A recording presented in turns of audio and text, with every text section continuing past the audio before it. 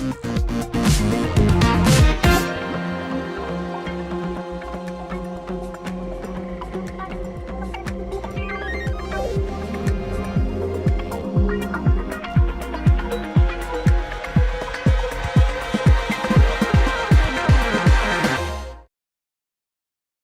everybody. Welcome to the party. Today is Tuesday, July 15th, 2025. This is episode 900 and wait for it. 922? He says with a question? 919. This is episode 919 of your Simply Cyber Daily Cyber Threat Brief podcast. I am your host, as usual, Dr. Gerald Auger. And over the next hour, whether you're a longtime cybersecurity professional or someone looking to break into the industry, we are collectively going to be shredding the top cybersecurity news stories of the day, and I'll be doing everything within my power to go through those stories and deliver additional value, insights from my 20 years of experience and just seen a lot of things. On top of that, in chat right now, right above my head, you can see many hundreds of Simply Cyber community members, all with their own life experiences and career perspectives, sharing their views and tips on the top cyber news stories of the day. It's a collection, it's a collective, it's a community, it's freaking awesome. And you're here right now with us, either live or watching it on replay. So welcome to the party, pal. We got a hell of a show for you, I promise you that. I wanted to let you know that alongside me, your host, you're going to be joined by such community members as Carrie, G-Ster GG, Christopher Cahall, Dennis Keefe, Kenomed, Dream Logic, Phil Stafford, The Haircut, Fish Alpha, Sierra Mara, Levy, Elliot Matisse, Poner Joe, Boboni, Legrot, Brogan's Hero, Not Only IT, Space Tacos, and Marlon J, of course, Marcus Kyler, Yeet Crew. I just went ahead. There's these like little crowns things now, I guess, in chat, and there's a button at top that shows me who's got the crowns. So I just read that list. We'll give it a shot. We'll see how it goes. Guys, I am super pumped. Now, I am going to be going through those top cyber news stories of the day, but one thing you may not know is that I didn't research or prep for any of these stories, and I'll give you one guess why. Ain't nobody got time for that. That's right. I didn't have time for that. I never have time for that because, honestly, that's not how we do it in practice anyways. You would never go through the top cyber news stories of the day and then pretend to go through it with another person for the first time. It would be disingenuous and just weird. So we do it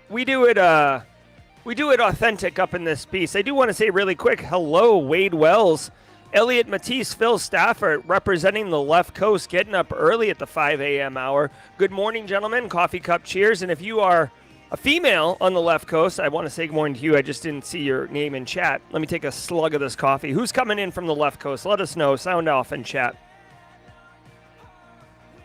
Oh, this coffee's so good. Guys, I want to let you know, shout out to the stream sponsors, those who enable me to bring this show to you every single day, including today. Today being Tidbits Tuesday day, so stay tuned for the mid-roll on that. I actually have, I'm not saying that my wife and I argue, but we have had a disagreement about the thing that's the Tidbits Tuesday today. We'll see how the community breaks out. Are you team Jerry or team Mrs. Auger? We'll see. Spoiler alert. Go team Nadine. But I will bring I'll bring it to you, and we'll see how the community responds. Guys, I want to say thank you to the stream sponsors, those who enable me to bring this show in all its glory every single day. Getting up at 6 a.m., 7 a.m., and doing this show at 8 a.m. every day is an absolute delight. It's a pleasure. I am grateful and blessed every single day I hit go live. And part of that is through the sponsors' support. So I want to say shout out and thank you to them. Reminder, all the sponsor links are in the description of every single episode. It does go a long way to check out those links, click the links, look at what they're doing. In fact, I hand select these vendors, so I like what they're doing.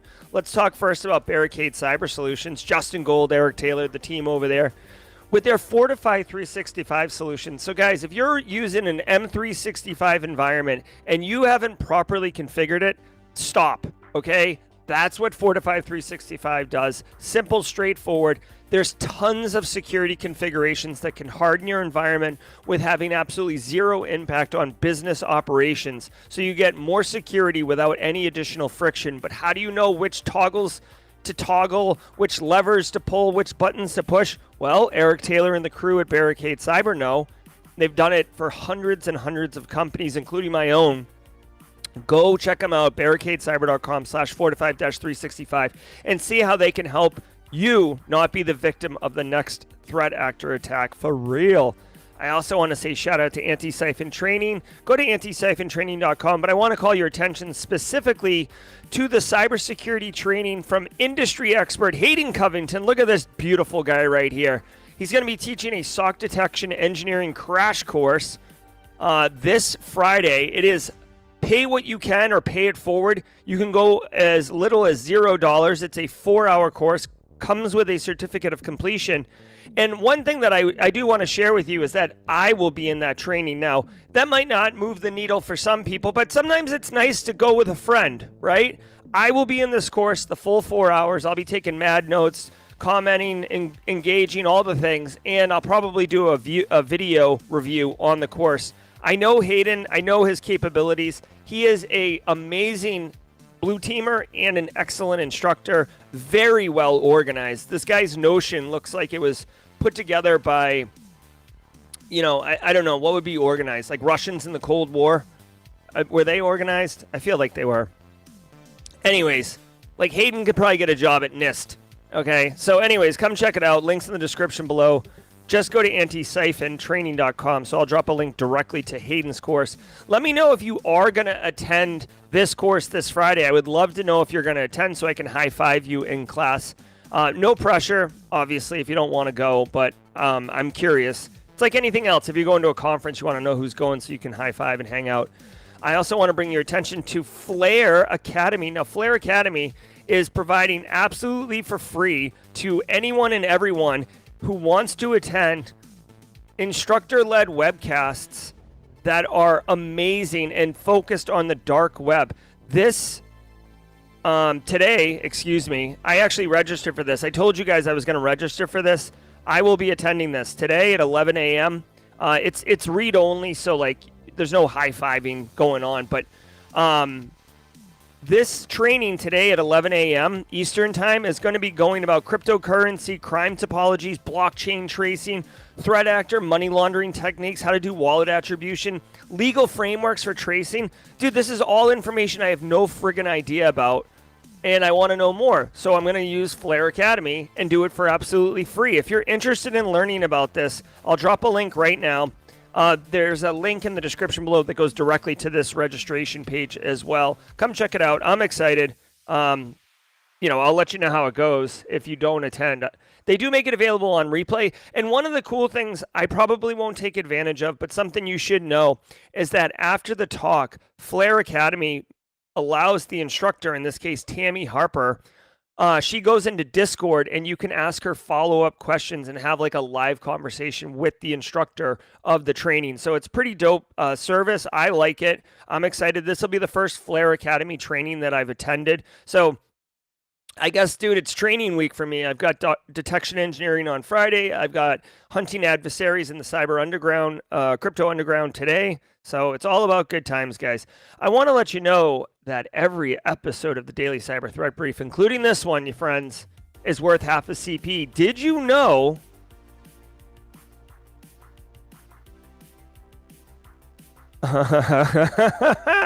Phil Stafford, hey, really quickly. I try not to I read chat because I'm part of the community as well. But Phil Stafford just dropped a funny one. He said, I'm going to come back from this cryptocurrency trading, threat actor training, and try to get you all to buy my meme coin, Simply Cyber coin. I've got my dev, Justin Gold, working on it tirelessly. The devs, we're going to mint, and no sniper, no snipe. I don't know. These are just a bunch of terms I hear. I hear. All right, guys. Hey, every episode's worth half a CPE. So AA Witherspoon can get a half CPE. Same with Christopher Cahill and Encrypted Funk. All you got to do is say what's up in chat, grab a screenshot, file it away. Once a year, count the screenshots, divide by 2. It's literally as simple as that. If you didn't hear me, rewind the tape. It's going to be the same every time. Screenshot, file it away, divide by 2. Once a year. Up to 120 CPEs are available, so get them if you can. Finally, I just want to tell you guys really quickly, full screen. If today's your first episode, welcome to the party, pal. I am genuinely grateful that you have decided to check it out. I hope someone shared it with you, or if you stumbled in here on your own, that's awesome. Don't be shy. Say hello in chat. We are a friendly bunch of people. And if you're feeling confident, maybe you're a regular here who never chats. Maybe it's your first time here and you're still trying to figure out what all the pink and blue retro vibes are all about. Either way, if you feel comfortable, please drop a hashtag first timer in chat. Hashtag first timer in chat. We have a special sound effect, a special emote. In the community, there's 250 people here right now. It's going to continue to get larger as we continue the show, and they're all going to want to welcome you. I promise you. It's a very inclusive environment. Giddy up on it. Hashtag first timer, friends. All right, do me a favor, everybody. Let's hear from ThreatLocker, and then we're going to shred the news, starting with these 5 EU states to test age verification. I'll be back in 30 seconds. I want to give some love to the Daily Cyber Threat Brief sponsor, ThreatLocker. Do zero-day exploits and supply chain attacks keep you up at night? Well, worry no more. You can harden your security with ThreatLocker. Worldwide, companies like JetBlue trust ThreatLocker to secure their data and keep their business operations flying high. ThreatLocker takes a deny-by-default approach to cybersecurity and provides a full audit of every action allowed or blocked for risk management and compliance. Onboarding and operation is fully supported by their US-based Cyber Heroes support team. Get a free 30-day trial and learn more about how ThreatLocker can help prevent ransomware and ensure compliance. Visit threatlocker.com.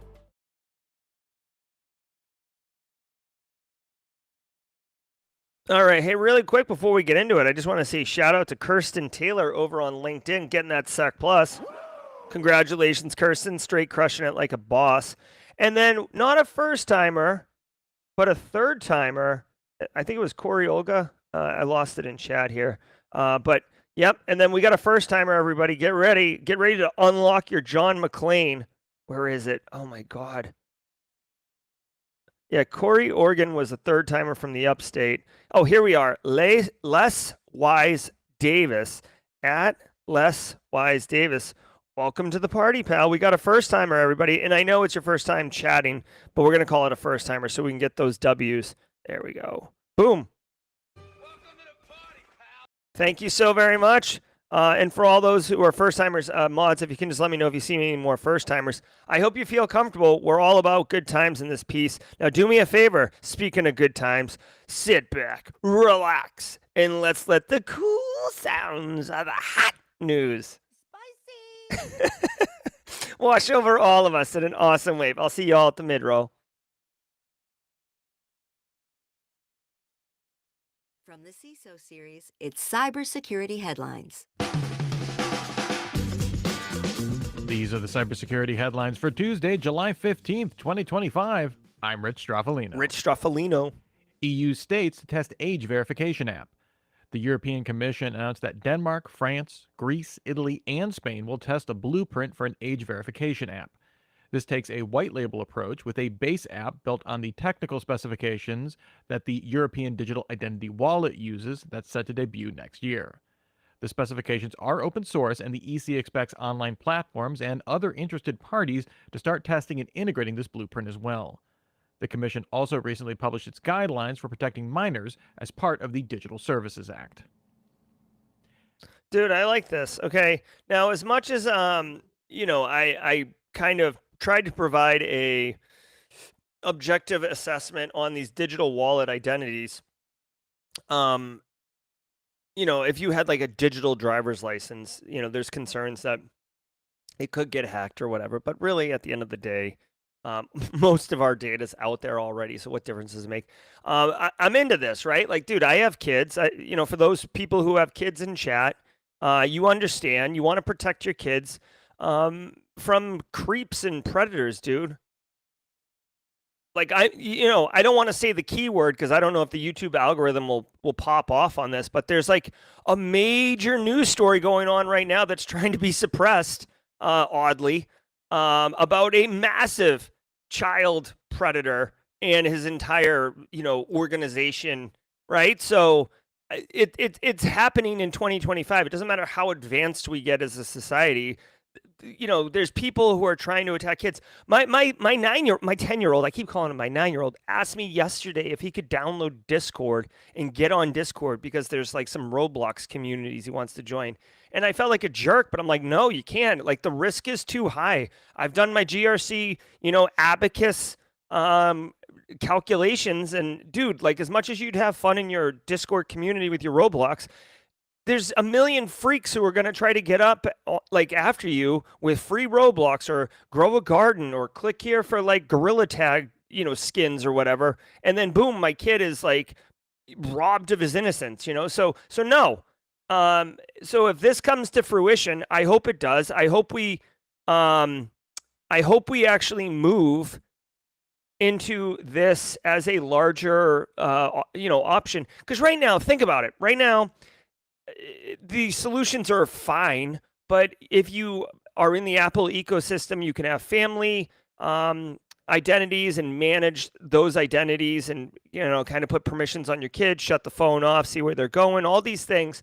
But Apple products are not cheap, right? So now you're having this like socioeconomic divide of haves and have-nots being able to protect their children. Now, I'm not sure 100% on Android devices, so I'm sure that there is some Android parent children controls and stuff like that. But it's hard, dude. It is hard to protect kids online. In fact, dude, speak of a segue, come join us. What's up, YouTubers? I'm going to have to get rid of this advertisement thing. I don't know if it really adds any value. Come join us this Thursday. Sorry, Charles, your head has got a thing on it. Come join us this Thursday, okay? Charles Finfrock, many of you know him. He's a longtime friend of the Simply Cyber community. He's going to be sharing a story, a very personal story of exploitation of a child. Okay, like a very recent real story that happened. Okay, so this is visceral. This is very real. This is actually going to be a really interesting episode of Simply Cyber Fireside. You're not going to want to miss it. Okay. I was actually glad that Charles was willing to come and talk about this particular story. So we'll see how it goes. Again, part of the problem here is that I will tell you, once you have this, then you know who the kids are. The kids are going to want to try to circumvent it because they don't want to be controlled, right? Like, oh, I just want to be able to access like One Piece. Like my 13-year-old's huge into One Piece right now, and it's definitely fringe. Like he can handle it, but I want to be able to choose those decisions. But there's a lot of predatory stuff out there. Look at any like young women and how like what Facebook was doing in the mid 2000s with young women and like selling to marketers about beauty products and stuff like that. It's bad. So anyways, let's go protect children. You're not going to find anyone who's going to push back on protecting children, at least in my world. AAR pledges to start fixing 20-year-old vulnerability next year. Modern trains use an end-of-train device to transmit status data from, you guessed it, the end of the train to the head of train or HOT device. It can also receive braking instructions from the HOT. CISA issued a new advisory warning that the protocol that links these two devices is not secure. There's no authentication or encryption, allowing a threat actor to send rogue brake control commands to the EOT. Researcher Neil Smith discovered the vulnerability back in 2012 while doing research for ICS CERT, but that agency failed to reach a consensus with the Association of American Railroads, or AAR, to get it fixed. Then in 2018, Eric Reuter disclosed technical details of the vulnerability at DEF CON. Smith claims that another researcher published details of the flaw as far back as 2005. In response to CISA's advisory, the AAR said it's pursuing new equipment and protocols which should replace traditional end-of-train and head-of-train devices, with the process expected to begin in 2026. Don't worry, only about 70,000 total devices need to be upgraded. Fortunately for the 20-year-old vulnerability, there's no evidence of exploitation in the wild. Yeah, I mean, okay, so you have to physically connect. Oh, you don't have to physically connect it. You just have to purchase some software and be able to send the commands. So, gosh, man, this is interesting. So First of all, you learn something new every day. I did not realize there was an end of device. The caboose on a train could break and the front of the train could break. This actually makes a lot of sense, right? Because if you've ever been towing a boat or a trailer or an RV and you hit the brakes and you feel the trailer or the RV push you and push your truck, it's scary. It really is. So I could see why braking on the rear end, kind of like a motorcycle, right? You wouldn't just break the front wheel. You kind of break both of them. Makes a lot of sense. I do enjoy that they named it flashing rear end device, or the FRED. That's kind of fun. Here's the deal. This technology is old, and much like myself, if you were created in the 70s, security wasn't a thing. Security was not a thing. You didn't have to worry about these type of things.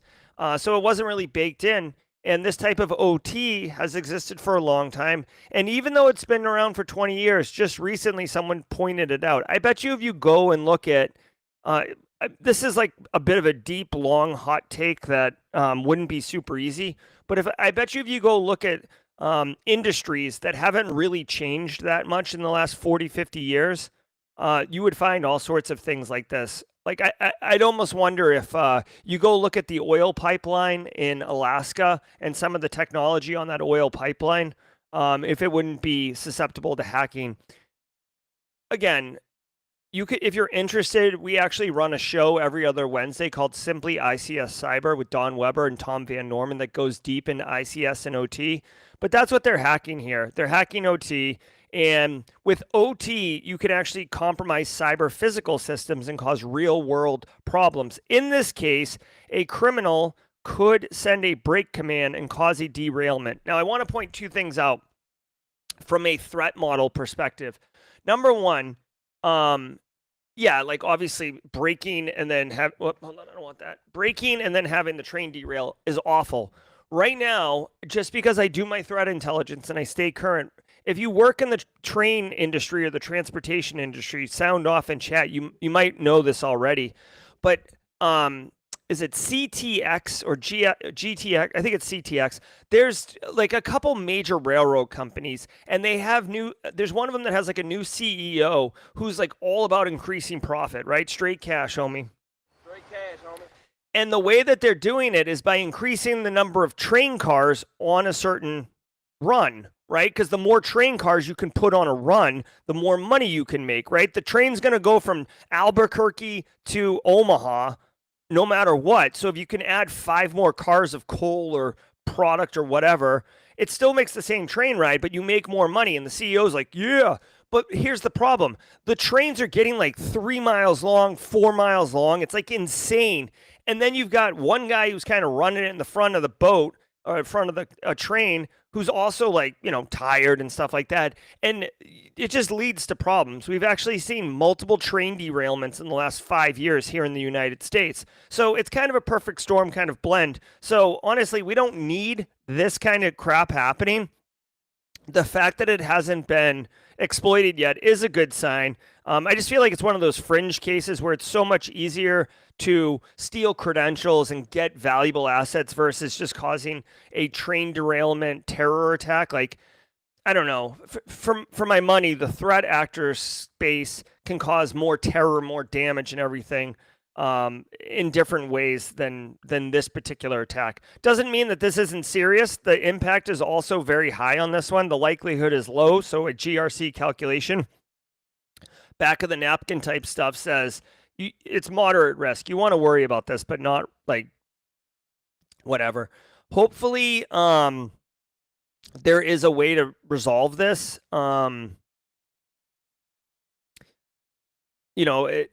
Frankly, I don't know if you can patch this. It's one of those ones where like I almost wonder if the train software is still supported, right? It could be an old train software that just keeps working, so they leave it, and that's the deal.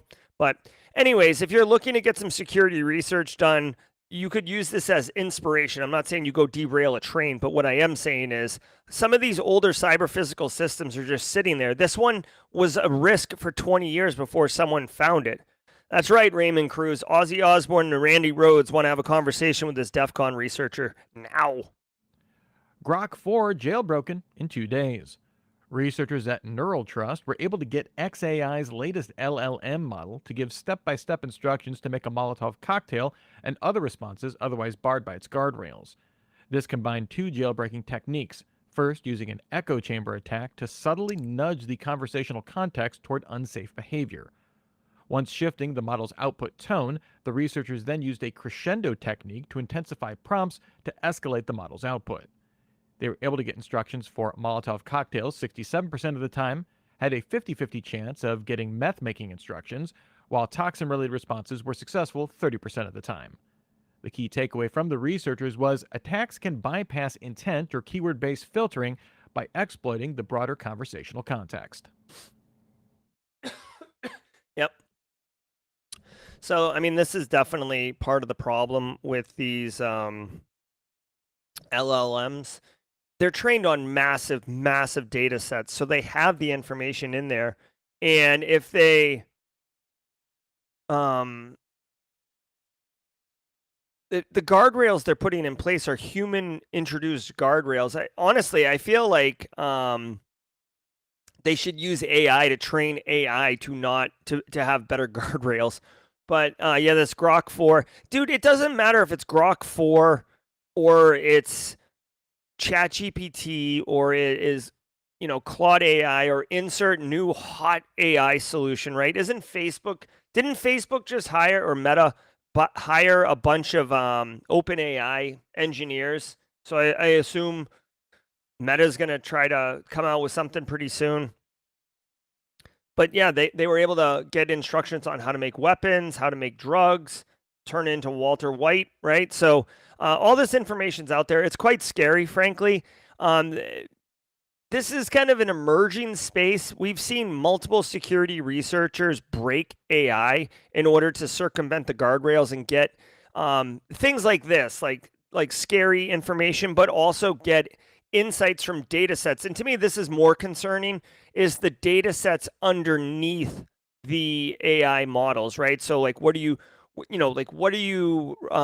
trained on? What kind of data? What's your administrator password? Like, engineers must log into you to do things. What are your passwords? What IP addresses in, AWS are associated with your main application server, right? Like, sensitive information that would be unbelievable from a recon phase if you were an attacker or a pen tester. I think that's really where the juiciest bits are. Yeah, like being able to make meth.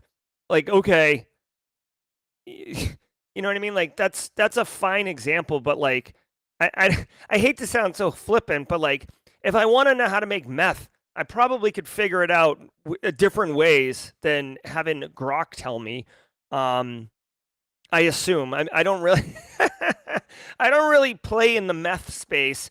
But so I'm assuming I could figure it out, like using research techniques. But my point is, you can get this information in other places. You cannot get administrator credentials. You can't get crown jewels. You can't get infrastructure details on the underlying infrastructure of these AI models anywhere else. And if you can get the AI to tell you, boom, you're done, right? We actually, just as a quick aside, there was an experiment done last week. I think it was OpenAI or Anthropic, but they basically asked the AI to pretend it was a small business owner and to run a vending machine business. So the idea was it was going to be a vending machine that was like totally self-hosted, and they ran it in the break room of the Anthropic or whatever. And within like one day, all the engineers at the company had totally screwed the thing up. Like instead of like carrying Snickers bars, it wanted to carry like mercury metal cubes, and it was giving free stuff away to Anthropic employees because they said it was like an employee benefit and stuff like that. So anyways, right now, hacking AI is pretty hot. And so if you're looking for a security research opportunity, this is an area all unto itself. I will share with you really quickly one resource that's kind of dope about this, the OWASP LLM Top 10. OWASP kind of made a quick run at this early on. But if you're looking for security research around AI and AI hacking, you can use OWASP LLM to see the 10 different like areas that you can, target, if you will. Oh my God, can I just get the freaking picture, bro? Here we go. You can see here prompt injection, output handling, training data, supply chain vulns, excessive agency, right? So there's a lot of opportunity here. Pick one, dig into it, get published, speak at DEF CON, win. DoD awards contracts for Agentic AI. The U.S. Department of Defense awarded contracts with up to $200 million each to Anthropic, Google, OpenAI, and xAI. DoD Chief Digital and AI Officer Doug Maddy said these contracts will be used to create agentic AI workflows for critical national security challenges. Although, outside of support our warfighters and maintain strategic advantage over our adversaries, the announcement was light on specifics. This comes after an executive order in April, which directed federal agencies to develop AI strategies and remove barriers to responsible AI usage. I mean, okay. So Agentic AI, I went to RSA this year. Agentic AI was so hot. Do I have it in? That Hansel's so hot right now. Agentic AI was like blistering hot. And the U.S. Department of Defense has spent $200 million each to Anthropic and xAI, and Google and OpenAI. So basically, the big ones are in here. And won $200 million. I do find it interesting that Elon Musk's company won one of these contracts, only for a couple reasons. One, Elon Musk and Donald Trump have had a bit of a little like public beef lately. So not that that should influence winning contracts or not winning contracts, but we don't live in a we don't live in a perfect society. Also, Elon Musk's AI the other day went unhinged and did some horrible things. So again, the decision to award this contract was already probably in place prior to the unhinged rants that the AI Grok went on the other day. But we'll see. The fact that they're releasing agentic AI development isn't surprising to me. In my world, again, I try to give you guidance and insights based on my years of experience. AI is new, right? So like I don't have a lot of prior experience with it. But what I will say is based on what I'm seeing, if you open ChatGPT and you just type in like give me something and then it gives you a response, it's very transactional. That's like step one of using AI. Like step two is like getting, building models and kind of like still transactional, but like the context of the model is more informed. That's like step two. And then agentic is like step 4, 5. And that's where AI models are working with other AI models. And you have like one orchestration model. Think of like a factory and like you're the owner of the factory and you only talk to the foreman of the factory and all the worker bees or worker staff talk to the foreman. That's what agentic AI is. So you basically can get AI at scale. Obviously, if one of the worker bee AIs gets compromised or starts spewing hate speech or anything like that, you're actually gonna be buffered from it, meaning that you're not gonna be able to. It's gonna poison like the entire workflow of all the outputs coming from the factory. So that is one of the downsides of agentic AI and why it requires a lot of training and being careful. You can't, dude, I'm going to tell you what right now. I promise you, okay, this is going to be my hot take for 2026. Mark tape, okay? Elliot Matisse, mark tape. Phil Stafford, you're an AI guru, mark tape.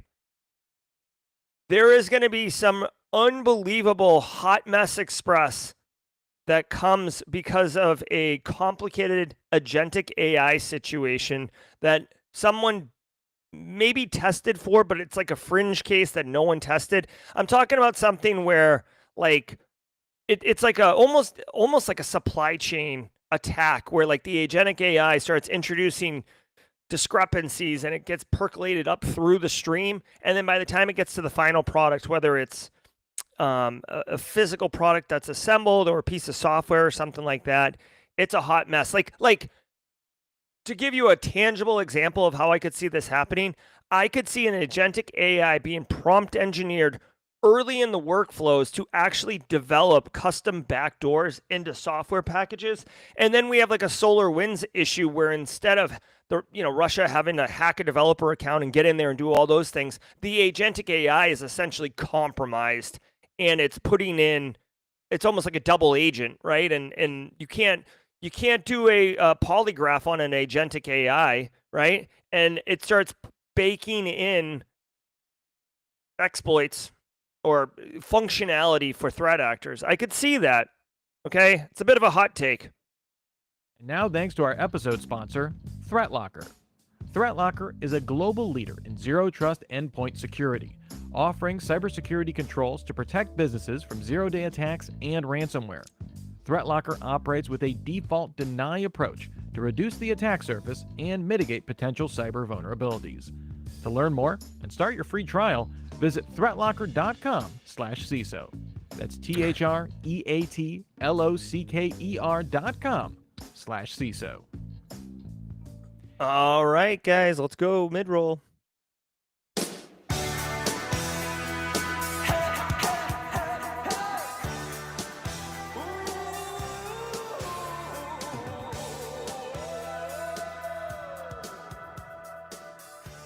All right, y'all. Holla, holla, holla, holla, holla. Guys, I hope you're having a great show. It's 8:37. We're a couple minutes over. Let me know in chat, guys. I've noticed that the first half of the show does go a little bit over the halfway point. I know some Simply Cyber community members have talked to me in the past and said I might go a little long on individual stories, and to kind of clean it up, nip the bud, if you will. I'm always open to constructive feedback. If feedback comes from a good place with an intent of making the overall product, the overall experience better for everybody, I'm totally into it. I'm not going to take it personal. So if you do have any feedback, let me know. If you like the show format, that's great. Let me know that too. Just, I guess asking for a friend. Guys, I want to say thank you for the stream sponsors, Barracuda, AntiCiphon, Flare, and ThreatLocker, being able to bring the show. Guys, I want to say every single day of the week has a special segment, and Tuesday is Tidbits Tuesday. It's a fun little segment that we include weekly where basically I just share a little bit about me because I am a community member. I might be up here spitting in this microphone, but I'm a community member too, and I like to, see if we vibe on anything. So let me tell you this. This has been a hot topic in my home in the last 24 hours. So really quickly, okay, I have 2 dogs. Most of you know that. I have 2 dogs, and they're really furry dogs, and their paws get really long and furry, and they're very furry right now, okay? I am the one who takes my dogs out.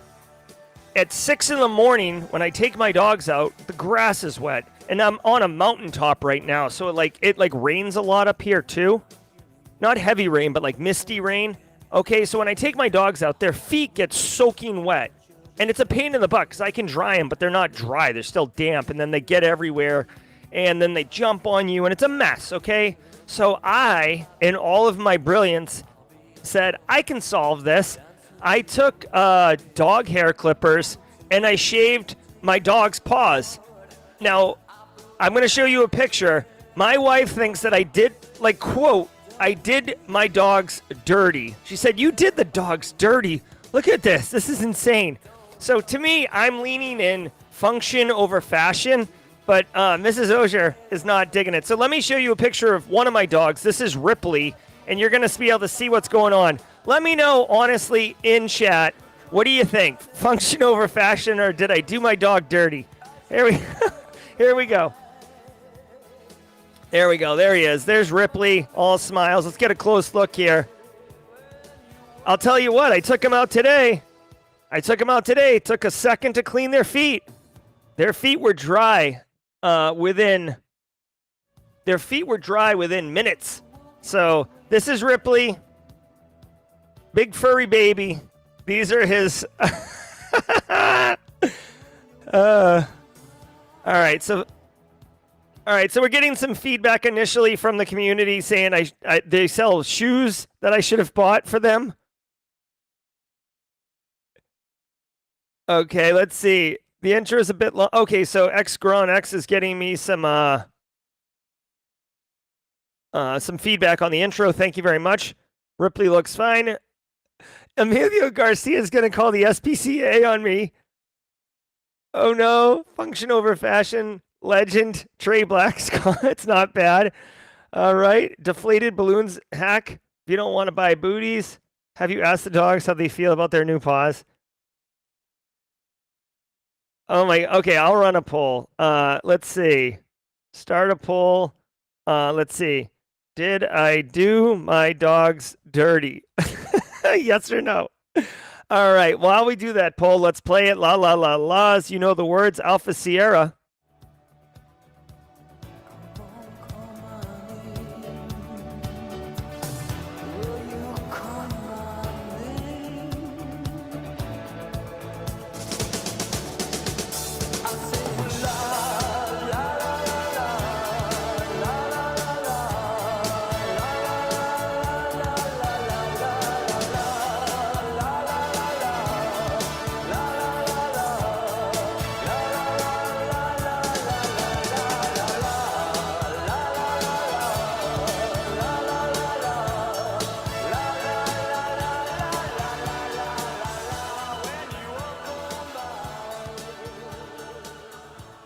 All right. Yeah, no. And I will say that when we get them haircuts, we do shave them down. Part of the problem is, like, I didn't do a great job. I just did, like, kind of a crude get the fur off. I didn't really get in between the paws or anything. So I feel like my idea was a good idea. My execution probably is like a 5 out of 10. So I did them dirty in that way. But I don't know. They look like they're wearing little high heels, like pumps, with their feet jammed into them. All right, let's finish strong, y'all.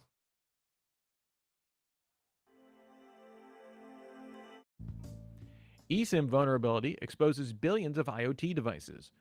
Researchers at Security Explorations discovered a vulnerability in Keegan Embedded Universal Integrated Circuit Card, or EUICC chips. These chips are where an ESIM lives.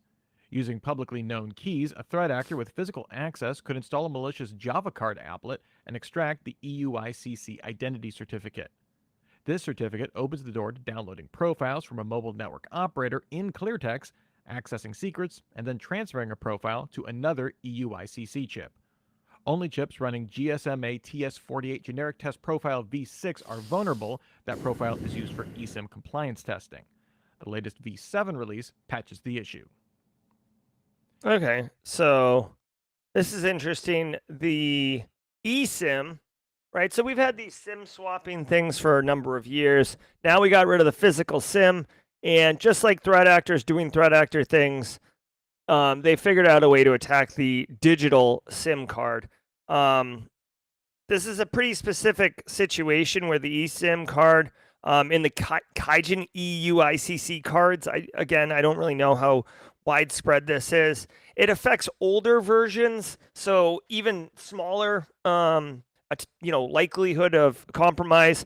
And they say here that successful exploitation requires a combination of specific conditions. So this is one of those examples where this is a news story because it's interesting. There's a lot of acronyms, and it's IoT related. So it's like somewhat relatable, but also kind of exotic. But the likelihood of experiencing this attack in the wild looks not practical, right? Researchers uncovered the flaw and got a $30,000 bonus for the responsible disclosure. Great cash, homie. I like it. Dude, listen, bug bounty programs, I'm all about. I love bug bounty programs or responsible disclosure programs, whatever you want to call it. I think it's such a win for the industry, both software developers to get essentially paying only for research that is allows them to make their product better, and for security researchers where anyone, regardless, you could be a high school dropout with a Chromebook and be able to get these bounties and find these vulnerabilities, or you could be some PhD nerd with a lab of Cray computers. You could be like friggin' Hugh Jackman in the movie Swordfish with like the 9 computers and assembling the worm. You could do all that, and both of you could reach the same conclusion. So for those reasons, I'm a huge fan. If you're interested in vulnerability disclosure, bug bounty, responsible disclosure programs, go check out HackerOne. That's the one that I like to promote. I think that they do great work. Stoke, Jason Haddix, Nahamsek, they're all use that platform. So worth checking out. UK launches Vulnerability Research Initiative. This is a new effort that'll work in parallel and partnership with the UK's National Cybersecurity Centre. The NCSE will continue its extensive internal research, while the Vulnerability Research Initiative, or VRI, will focus on quickly sharing insights from the community and private industry. NCSE will also direct researchers partnered with VRI to investigate specific products of interest or propose mitigations. The researchers will also share any tools or methodologies used in their research to help NCSE build out frameworks and best practices. Cool. All right, so I guess there's a theme here: vulnerability disclosure programs. The UK has launched one. This is really not that much different than, if you find a vulnerability in the United States, I believe you can submit it to like CISA or FBI. I think it's CISA though, and there is a workflow that you can go through. You cannot. You can submit it anonymously. You can submit it with attribution. And, the UK is doing this too. Again, I love vulnerability programs. It helps raise all boats. It decriminalizes hacking.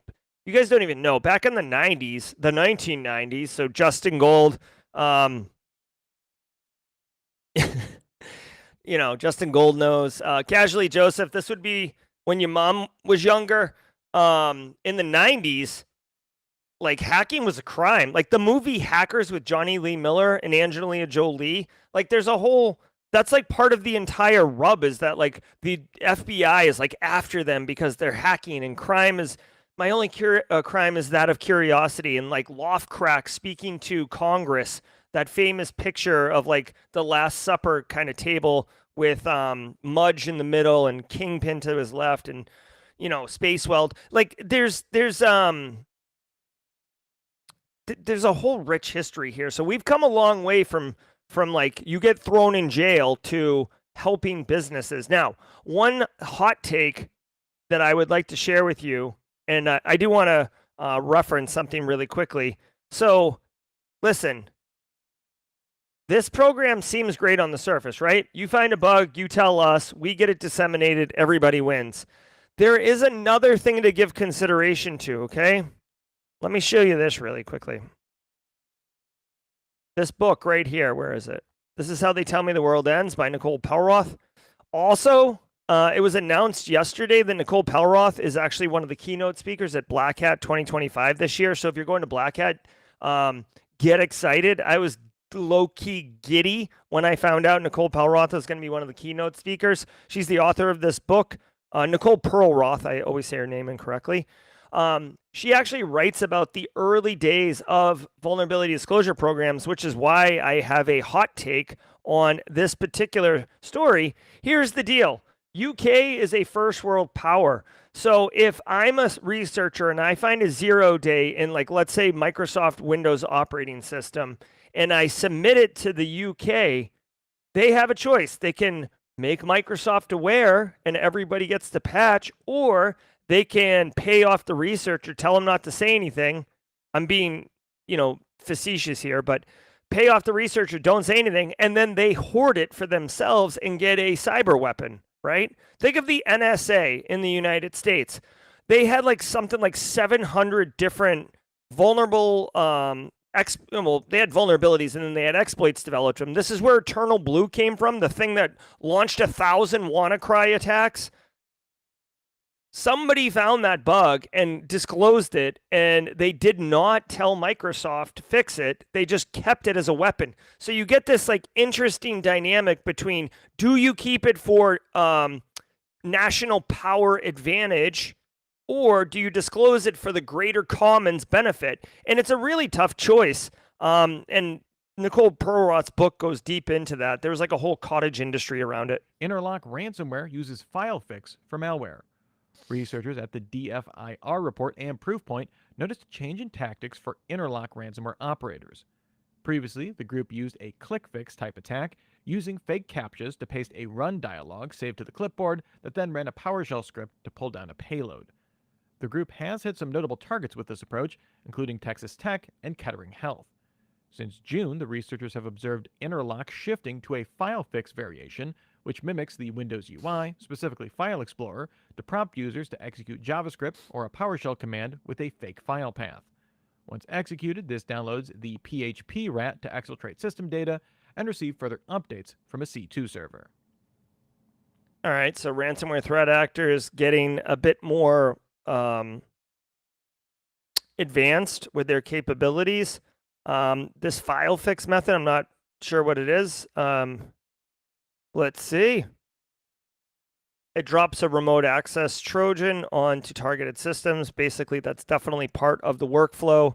Remote access Trojan. So remember, when a threat actor, here, let me just do a quick little one. When a threat actor compromises your box, they have a couple options. They can drop a, and sometimes they do all of them, but they can drop a piece of software that basically acts like a localized agent that can reach out to a C2 server and pull down payloads. So the control of the machine is happening at the C2 server, and the compromised asset is reaching out to get those updates. So it's kind of like a decentralized not compromise, but like you're controlling the victim machine kind of in a decentralized way.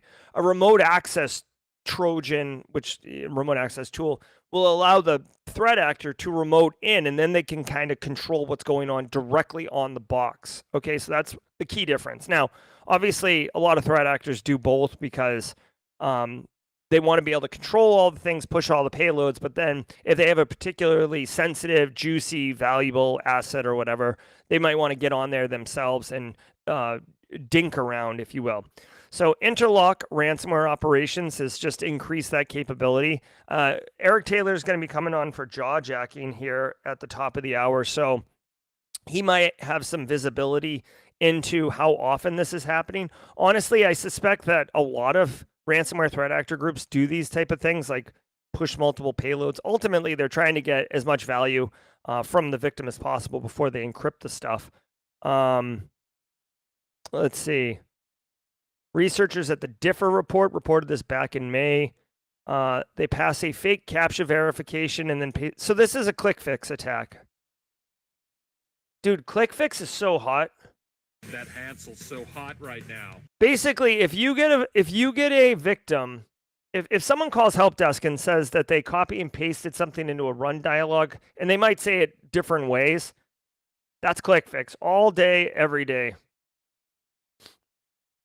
And now I guess you're able to click and paste it into the File Explorer bar, according to Justin Gold right now. So it's not even, you don't even have to open a run dialog. Haircut Fish just dropped this in mod chat. Mr. Docs. I got to tell you guys, Mr. Docs doesn't come up often in my feeds, but this guy right here, whenever he releases something, it's always top tier research. Always top tier research. I'm going to drop a link to it right now in chat. Yeah, ClickFix is wicked hot. I will tell you right now, really quickly, there's a lot of different ways that ClickFix is happening, but you should be aware of it. If you're interviewing for jobs right now, read this news article or this research blog I just dropped. Get familiar with ClickFix. I'm telling you right now, most organizations are dealing with ClickFix. It was like a really big flare up maybe a month ago, but there's still like residuals and stuff like that. It's going to be in the forefront of the people who are interviewing you's brain. They're going to know it. And when you talk about it, they're going to know that you know about it. And that is a slam dunk way to show that you're staying current on industry. This ClickFix thing, it's nasty business, yo. Disinformation group spoofs European journalists. The fact-checking initiative NIDA Project published details about a campaign attributed to the Russian threat actor Storm 1516, which impersonated journalists across Armenia, France, Germany, Moldova, and Norway. Active since at least 2023, the campaign used the names and likenesses of real reporters on fake news sites in attempts to discredit Ukraine and create discord between European allies. Many journalists only became aware of the spoofing with the release of the report. Back in May, French authorities said the group presented a marked threat to European public debate. All right. Easy Does It says in chat they interviewed someone just yesterday and ClickFix came up in the interview. It was for a level 1 SOC analyst. So again, thank you, Easy Does It, for sharing in community chat. Also, I'm really glad, dude, if I like, I say a lot of stuff up here. So like when it gets affirmed by people in the community, it makes me feel better, because the last thing I want to do is share wrong information or information that isn't valuable to you guys. So thank you. Thank you. I will tell you, whenever I do share something, I do truly feel and believe it. So I'm trying to help. That's what I'm doing up here. All right. Russian link group spoofing European journalists. I mean, Russia's so good at misinformation, disinformation. Like, that's their playbook, right? The KGB, Cold War, controlling narratives. It's what they do very well. So this threat actor group used the names and photos of legitimate reporters on bylines to lend credibility. Okay. Yeah, so, I mean, okay, this is an interesting attack. They didn't hack anyone, okay? They didn't hack anyone. Okay. What they did was they just wrote propaganda news articles and then publish them. And just like I could literally like go online and let me pick someone really quickly, like Justin Gold. Okay, Justin Gold in chat, moderator. I could go and download Justin Gold's profile picture. I could write my name as Justin Gold, and I could write a blistering email post about how awful Baldur's Gate 3 is, right? Something that is not true according to Justin Gold. But when you read it, people, like, we live in an attention economy and people just want to read the headline a lot of times. So when you see a news article about how Baldur's Gate 3 sucks and it's written by Justin Gold, you're like, oh my God, this must be legit. It would be no different, right? As if, geez, man, like some David Muir, right? Like news anchor David Muir writes a blistering blog post about something polarizing, right? Obviously, he would be able to come out and dispute it, but Nicole Perlroth, right? Like someone who you may not, the name, but you don't know the face, right? So that's what this is. Pretty clever attack. I mean, obviously, I don't know how much effectiveness it was, because we live in a hyper-connected age where it's easy to dispute this and get the word out of this disinformation.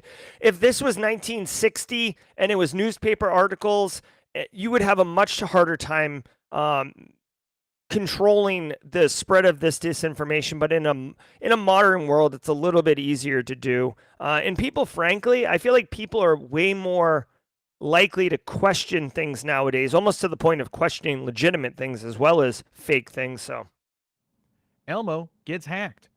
In We Can't Have Nice Things news, Sesame Workshop announced the X account for Elmo, the eternally 3.5-year-old Muppet beloved by toddlers, has been hacked. The compromised account began posting disgusting messages, including anti-Semitic and racist posts. As of July 14th, Sesame Workshop is still trying to regain control of the account. Some of the offending messages have been deleted, but a link to a Telegram channel remains in the profile. No word on how the account was breached or how Big Bird is taking the news.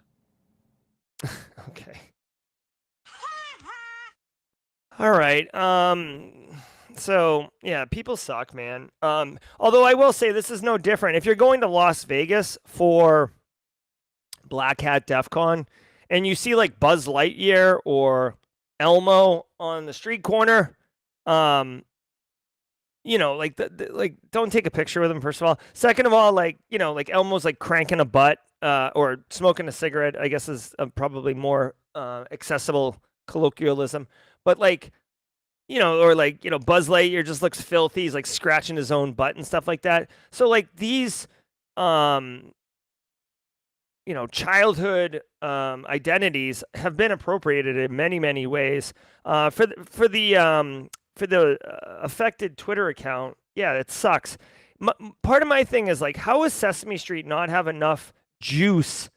I'm sure somebody owns Sesame Street at this point, like one of the big ones. Who owns Sesame Street? Is like, let's see, who owns it? Sesame Workshop. Oh, like Disney hasn't acquired them yet. But anyways, you would think that Sesame Street would have juice, like kind of a red phone they could pick up and call and get access to somebody at Twitter to get this sorted out. It sucks to see this, but at the same time, like, I don't know, man. I feel like my kids are not, like, if a 4-year-old is into Sesame Street, like, is that 4-year-old on Twitter? Probably not. So, like, I feel like the impact of this is a little bit minimized just because of the user base that would both care about Elmo and fall victim to, an Elmo attack, right? Like, to me, this is trolls just doing this for the lulz. This is not a state-sponsored attack. There is no, deep state move here as far as like controlling what's going on. I feel like this is just, some hackers in like, Serbia goofing around, or like, some hackers in North Dakota messing around or whatever. I mean, obviously it's racist. It's wildly inappropriate, but because it's Elmo, I feel like that's part of the lulz, if you will. Hopefully they get this sorted out. It's whatever. For a lesson learned really quickly, I will say, a lot of corporate businesses have Twitter accounts, official Twitter handles, official Instagram handles, official Facebook handles, whatever. Make sure that you are treating those accounts with a certain level of cybersecurity. A lot of times those fall outside the scope of like corporate security, but who has access to those accounts? How do they access it? Is there MFA, right? Is it an entire team? Like, is the whole marketing team have access, or is it one person? And like, where's that one person? If there is a compromise of that account, what's the incident response of it? Is it actually bad? All these things you should think about. I do feel like you can kind of like work through it once a year just to revisit it. It's not nearly as important as having like business continuity planning for like your mission critical stuff, because like unless you're like make your business off social media, it's kind of ancillary to the entire operation, but still it's a bad look, right? All right, let's cook.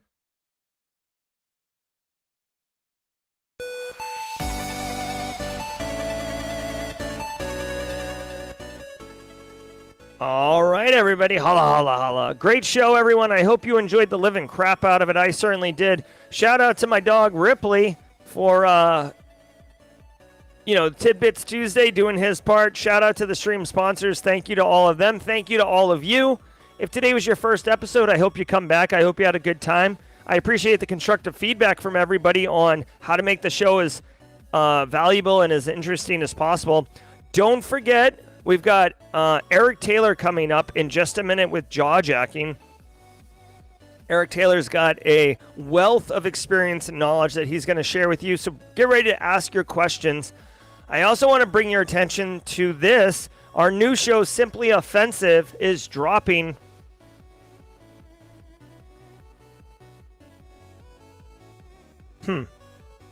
Our new show, Simply Offensive, is dropping today at 9:30 a.m. I just want to see something. Yep. So you can see here, episode 1, episode 2, episode 3.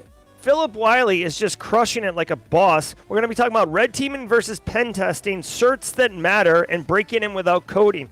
So a lot of value if you're looking to experience and get into the offensive side of operations. So a great slate of content for everybody today. But for now, don't go anywhere, because we're going to delight you with Eric Taylor and the jaw jacking. So have a good one, everybody. We'll see you at Philip Wiley's Simply Offensive for a team raid at 9:30 a.m. I'm Jerry from Simply Cyber. Until next time, stay secure.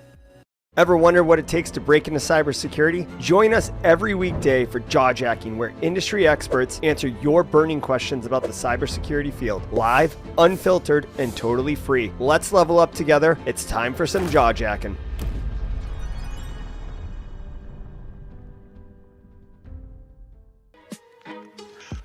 Welcome back. Today is Tuesday. If you didn't know, you're still waking up. Welcome to the day. My name is Eric Taylor, CISO Chief Forensic Operator, and I'm pleasure to be here jawjacking with you today. Some things that you'll see coming up into the news here soon. While we are waiting on your questions, if you're new to jawjacking and don't know how this thing works, I kind of run it in the background. But definitely put a Q and a colon in the front of it, of your question, so that way when I do, Control F and say, hey, I need to find all of these questions, I can easily find yours and bring it up. We do have a very limited time, so definitely try to get your questions in before we go too far. In talking about the ClickFix and everything like that, just know there are literally 3 different versions of this, and what it really pops up as is a fake CAPTCHA style type of thing, right? Like, hey, we need to verify your identity. So you have the run dialog, which is like the Windows R button, which brings up that run dialog at the very bottom. You have the terminal, which is a newer version of it's command line and or PowerShell terminal. And then you have File Explorer, like when you're going into my documents and you're doing all this other stuff. Sorry, I'm getting a ping because some of our stuff is completely jacked up. Bear with me 1 second while I... Ooh, this is actually something different.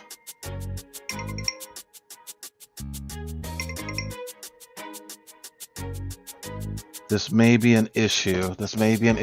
But so those are some things that the users are doing, and this really is an educational moment where, like, end users really do need to be educated and trained on. Oh, I see what that is. Okay. This is not a workflow that you're supposed to be used to when you're doing validation on your, proving you're not a robot, right? I mean, most of the time it's goofy pictures, it's, moving a puzzle piece. Nobody's asking you to copy and paste anything, and please stop doing that. So definitely take the time, educate your end users on this particular thing. Let me just shoot a quick message over internally. Sorry. This is how incident response goes.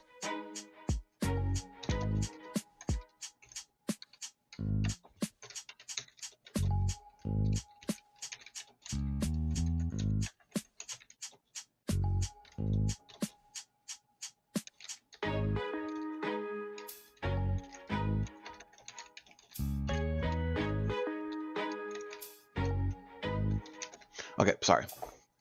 Had to get that message over. So one things that you'll see coming up in the news here very soon, and I'm not going to share my. So if you are in, and I did not do due diligence on this, where exactly are these guys again?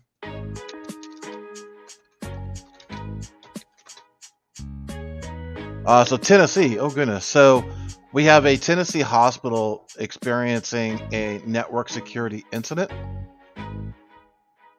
So they're investigating it. I mean, chances are, is it ransomware? Probably. So I'll post that link in chat.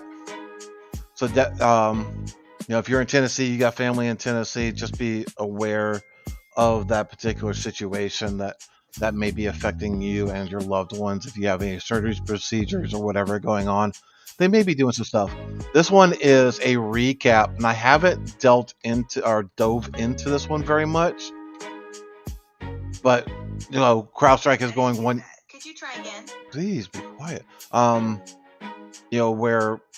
CrowdStrike, 1 year after going through their whole situation, they are kind of talk about how they're doing their channel releases, things of that nature. So,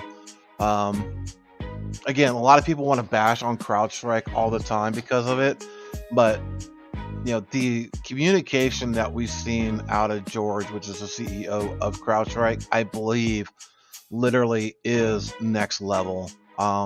When you are dealing with a vendor that has an incident, they were right there at the front line, and I've talked about it many times.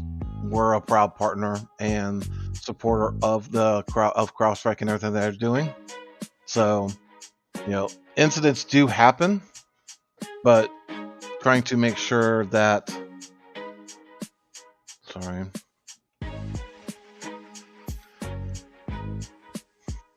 making sure that incidents are responded to and you feel trust in what they're doing, right? Wait, what's happening in Tennessee? There's a cybersecurity incident with Cookeville Regional Medical Hospital. So we do have a few minutes for questions before.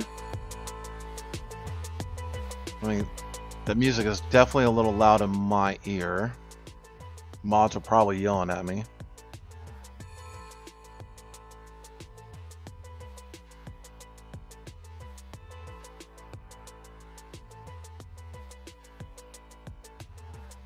Gotcha.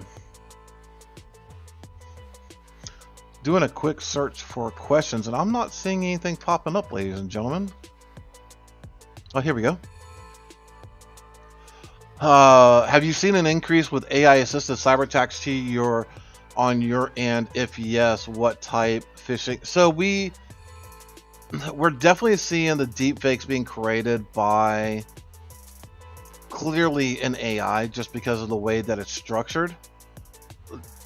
Someone who just types in, the loose parameters into an AI has a very structured response in the way that's being generated. However, when you structure your prompts into AI, Grok, ChatGPT, Claude, whatever it is, you can manipulate the responses to be something completely different. So it's, we can't always tell if it was generated by AI or not. There is a way that if you have API keys to the various large language model AI platforms, you can take some of that text and do a query to see, has this type of text been generated? So that is one way to reverse engineer that typical that scenario. We haven't gone through that method that deeply yet, but it's definitely something that we're definitely looking into. We did see a report, or I seen a report earlier today where, which one was it? Bear with me a second while I pull it up in one of my feeds. Let's see.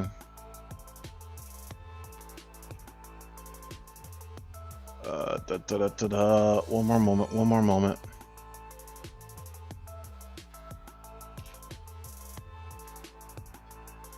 Was it this one? Yeah, the global ransomware group is being claimed to have AI as part of its negotiation. So there was a very, very good write-up earlier today by Ardia, and I will butcher her last name, but definitely a read into that from Electric IQ that I just put into chat. So it'll be good for you to kind of see what some of the latest threat actor groups are doing. But yeah, we do see it. Kyle, best IR class, and that's not SANS. If it's not going to be SANS, I will say 13 cubed. Go to training.13cubed.com. All right, check out their YouTube stuff. What is the best creative attack you've seen on a client?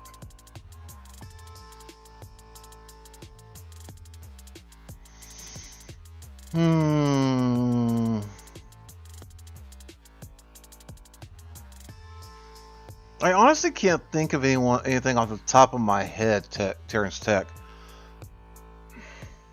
I have to think about that one. I'll have an answer for you on next Tuesday. How about that? That one's going to take some thought. What would someone offer? Why would somebody offer a free proxy for us to use in proxy chains? Is there any benefit for them, or are they just trying to get access to the data? So, yeah, if you're using a proxy in unencrypted communications, yes, they will sniff that traffic. And just like social media, you are the data. So whatever data they can glean from all the people that are using those free proxies, you know, that's intel, that's money. They can resell that information. What solutions are common to deploy for browser isolation in non-cloud environment? What solutions are common to deploy for browser isolation?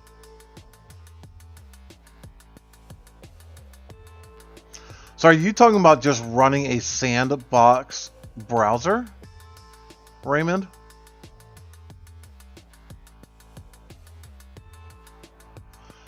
If so, there is... I always forget the name of this. Let me pull this up. Bear with me 1 second. I gotta actually log into a portal, because there is a service I use, and you can use it on ClearNet as well.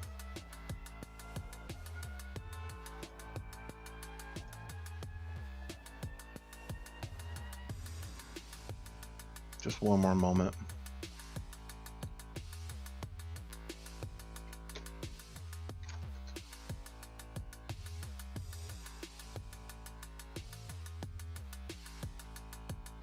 All right, so let me bring up a separate window for this. There is an app that I use. I'll post a link here. So Launcilio, where it's a remote cloud browser that you're able to use, and you sign in. That's made by Authenticate. Definitely check it out. I forget what the pricing is on this thing, but you know, in a sandbox environment where you could be able to browse ClearNet, browse Tor, things of that nature from a sandbox perspective, it's a pretty good tool. And I've used it a lot in the past, so definitely consider that.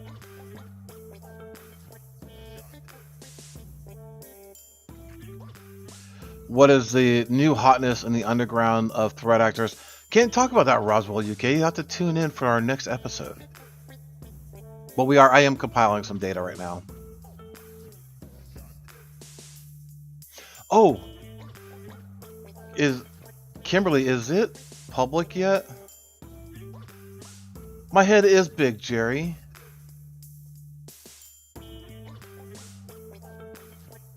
Oh, I even got private messages from Jerry and 3 other people. I hardly ever log. Folks, if y'all message me on Discord, I'm sorry. I never log into that darn thing. And what was I about to say? Oh, yeah. I think it is public now. So, if you guys know, I know it's out, but I don't know if Kimberly has made a public posting about it.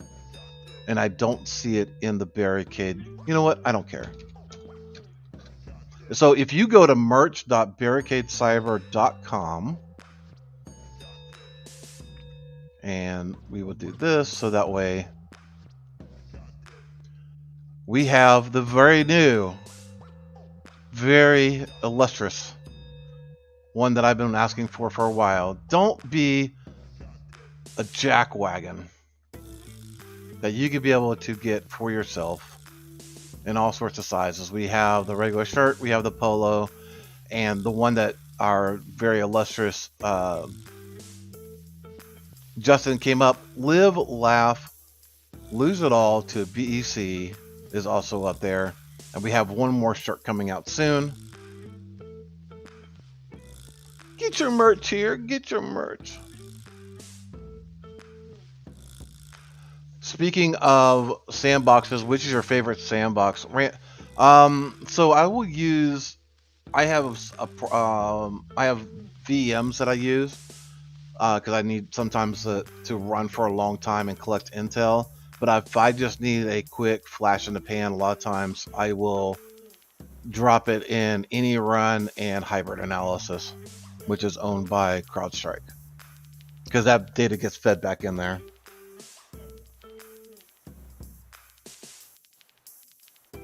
Let me see, are there any other questionos?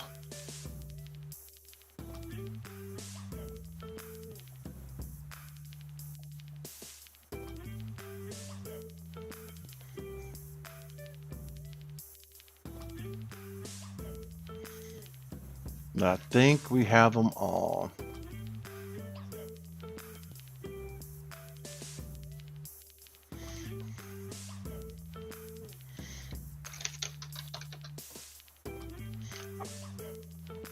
All right, ladies and gentlemen, if there are no other questions, I know we are getting ready for the next event here. I'm desperately trying to get the link. The Simply Offensive, red teaming versus pen testing certs that matter and breaking in without a code. Just posted that in there. We will bow out a little early. Y'all will be dropped into the waiting room for that one after this one ends. Wait, oh. Jerry has something to say. He said he's going to come on, ladies and gentlemen. I just dropped the next link there. It does start in 7 minutes. What's up? All right. Yeah, we could talk for a few minutes. I mean, if we end the stream now, it doesn't make for a nice fluid experience for the community to move over. So I'll come in. We'll talk for a few minutes. Did you see the Tidbits Tuesday, Eric, where I shaved my dog's feet? I did not see that. Yeah, I made an executive decision. My dog's feet get furry and wet in the morning, so I shaved their feet, and they look like I shaved their feet, I guess, to put it plainly. So it's been a hot button topic here in the community. What can I learn at home with ChatGPT that would benefit me for the real world? Insurance K24 says. Here, we can answer that question. I think this is a good one. So, I mean, when you say at home, I mean, I think what you mean is like basically in a non-professional setting, right? So, you can do literally anything with ChatGPT. If you're not even sure, what I would recommend...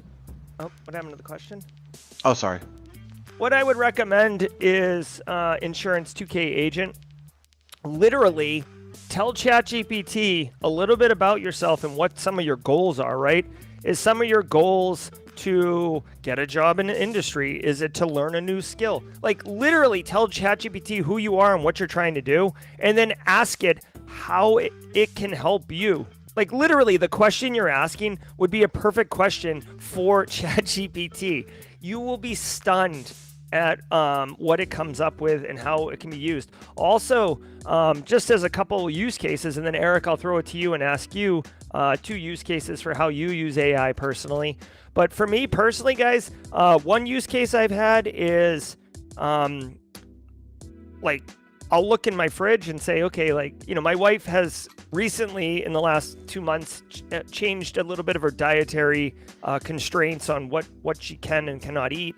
And but I do a lot of cooking. So like, it won't be uncommon for me to look in the fridge and be like, I have peppers, celery, shrimp, and leftover mashed potatoes. And I'll be like, hey, like, I've got these ingredients plus a normal pantry. Can you give me like 10 dinner ideas? You don't have to use all these ingredients, but give me 10 dinner ideas. And then AI will give me 10 ideas, and I'll say, I like idea number 3. Give me a full recipe for number 3. And yeah, it's like, I use it all the time for cooking. Also quite useful for, I posted about this on social media yesterday, or no. If you didn't know, there's the weekly newsletter every Monday. And recently, I started adding a from the desk of Jerry. I told people I was gonna do this. I don't know if people have been reading the newsletter and seeing this. It's still in the pilot phase to see if we're gonna keep doing it. But from the desk of Jerry is in the Simply Cyber newsletter, and this week was about LinkedIn and how to be more effective at LinkedIn. If you're going to use LinkedIn as a social media platform to grow your network and be able to leverage it for opportunities, you need to get reach. And while what you type into LinkedIn is interesting, it's a little bit of a game. We live in an attention-based economy. So one thing you could do is take your LinkedIn post, write it your own general way, Insurance 2K agent, then drop it into AI and say, hey, listen, this is my LinkedIn post, but I need it to be a little bit more catchy. Make the first 2 lines of this post interesting and engaging, because LinkedIn only shows the first 3 lines of a post, so you want to be able to tinker with it,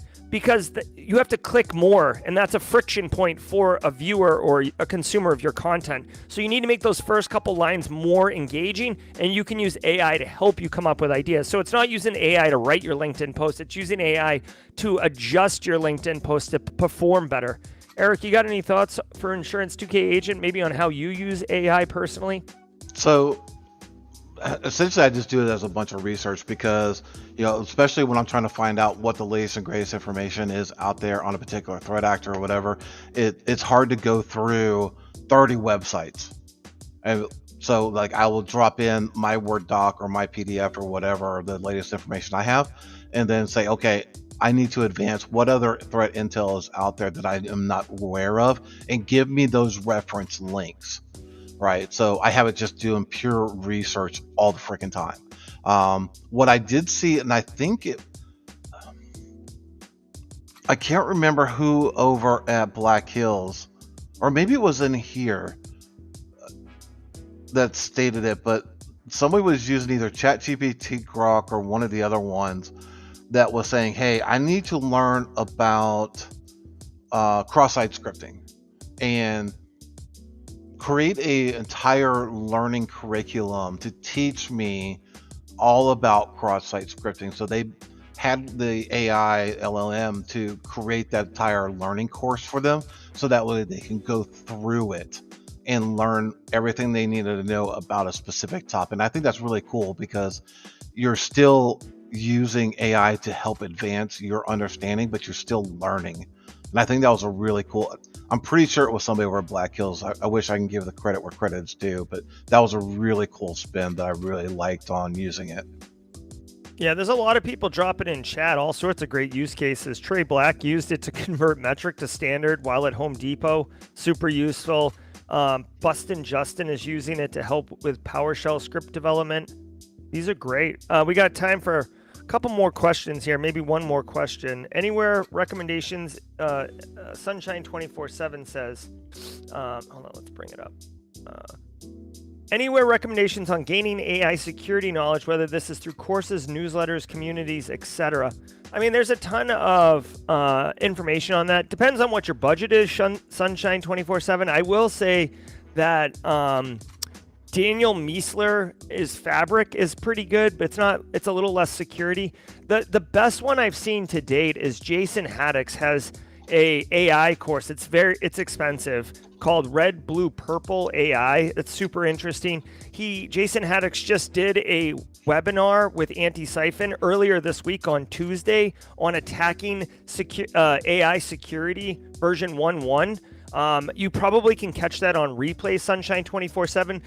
Go ahead and ask at Kathy Chambers or at Zach Hill, or IT Career Questions, or Daniel Lowry. They all work over there, and they probably know where the replays are. But that would definitely be what to do.